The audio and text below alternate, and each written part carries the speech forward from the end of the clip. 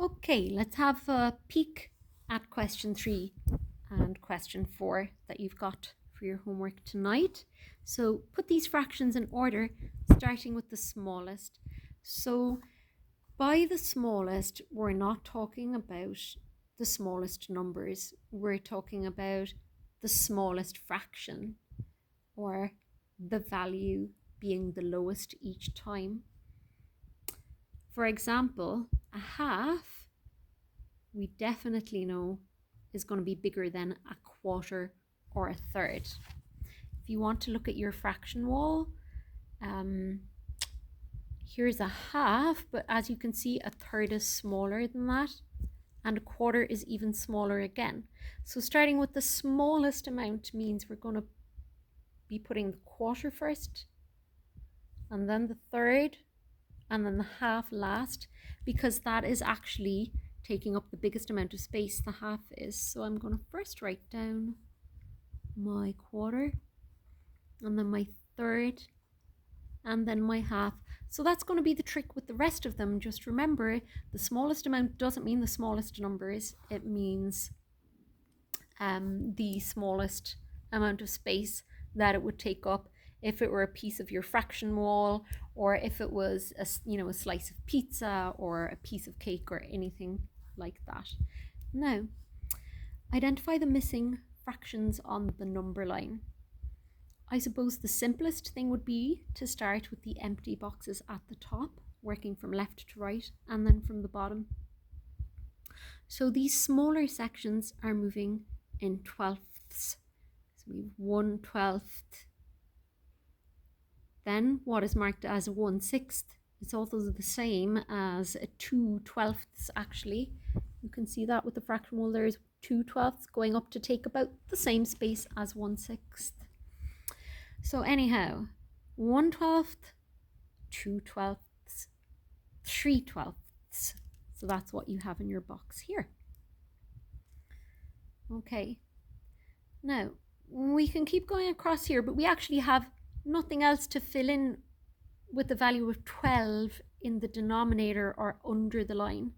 So now we look at what fraction names we're talking about here for our next question or our next blanks, and we're looking at thirds here.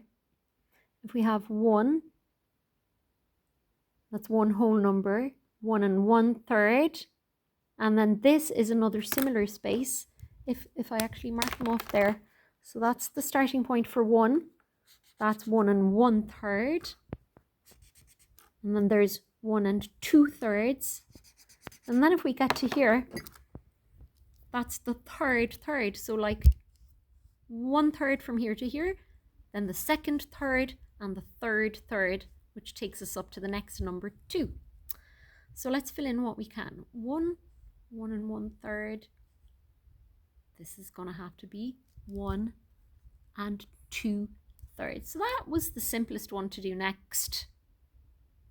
Okay, the little gaps of the twelfths are still going to apply as we go across to get all the way from 0 to 1.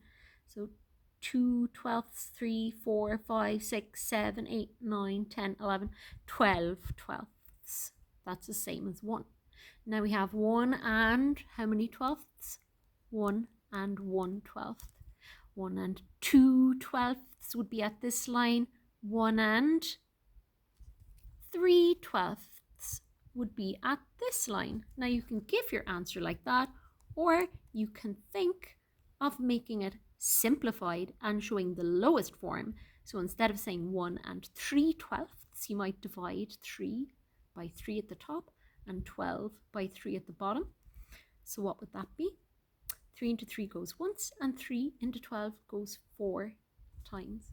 And I'll accept either of those answers. Now, that's the top line done.